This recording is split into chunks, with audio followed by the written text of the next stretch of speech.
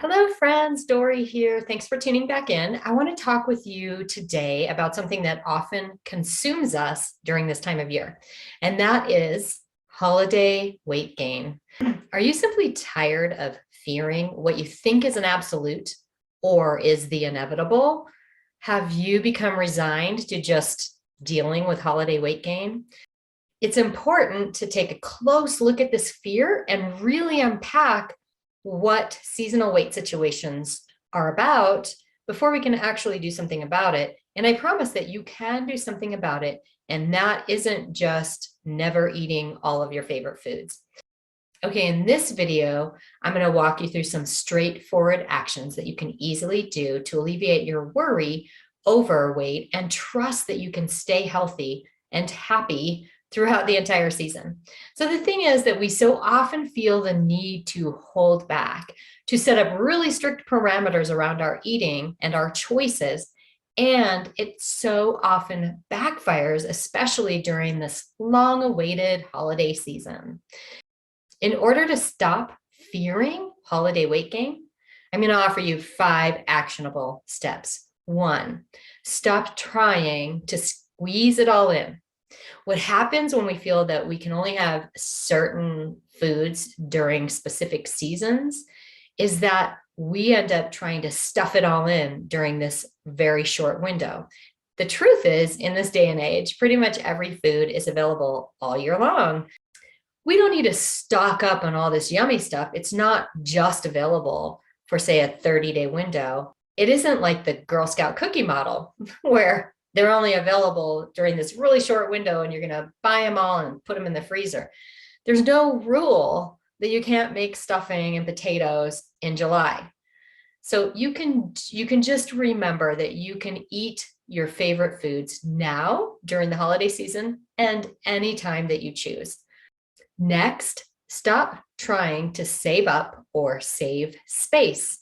So often we plan ahead for a holiday meal or a party by trying to save room. In other words, ahead of an event, we choose not to eat, even if we're hungry, with the foreknowledge that we're planning to overdo it at the event, right? The term planned binge has been used to describe this behavior. And really, the truth is, this isn't the healthiest way for our bodies. Starving ourselves just makes us ravenous, and we end up losing the ability to fully enjoy the party food when we go in too hungry and we're ravenous.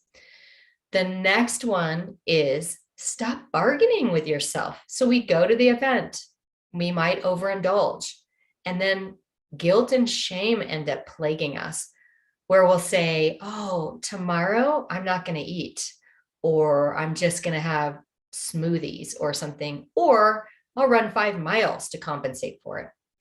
Sure, you may feel lethargic and maybe even want to indulge in looser clothing that feels good and isn't constricting the day after. But there isn't any research that tells us that we've ruined our health over a season of enjoyment and indulgence. It's going to be okay. So next, there's no need to focus on just food. Stop focusing on just the food, because the holidays are filled with so much more joy and excitement and pleasure than just the food. There's connection with others. There's music. There's aromas and nostalgia. And really, the act of giving produces endorphins, just like food would. So I want you to remember, it's not just about the food. We can actually celebrate in other ways. A great way to do this is to focus on other people and to ask as many questions as you can think of with every person that's there. 1, you'll probably learn surprising things you never knew about those closest to you, and it can elevate your enjoyment and theirs also. So finally, there's no need for obligation. I understand this idea encompasses a lot, especially during special times or events.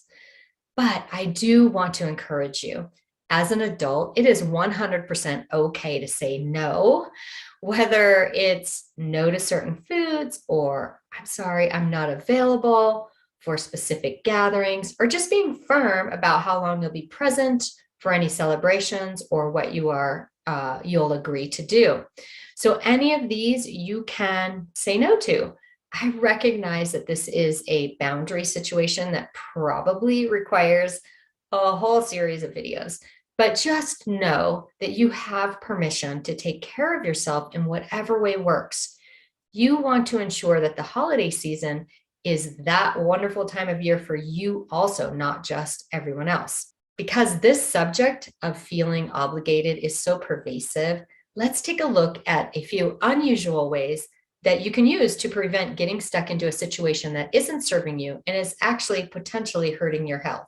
Besides saying no or no thank you, another way to keep yourself strong and continue to practice self-care and not abandon yourself might warrant taking a trusted friend with you to a gathering. So this could be someone that knows what you're potentially going to encounter and is ready and prepared to be your North Star, your rescuer, your support. Can't coerce a friend to go? No worries, have them call or text you regularly throughout the event. There are other ways to ensure that you aren't duty bound, and one of those is to plan ahead of time or upon arrival some exit strategies. So that could mean you set ahead of time what time you will need to leave by and make that clear, no apologies. It could also mean deciding how you will offer yourself some space when you need it. Maybe it's a walk around the block or another area where you just take a break. My hope is that these tips can help you stop fearing the holiday weight gain and allow you to fully enjoy the holiday season so that it is the most wonderful time of year. And if you know anyone that might be helped by hearing these, please send them the link and subscribe so you don't miss any. All right, happy holidays. See you on the next one.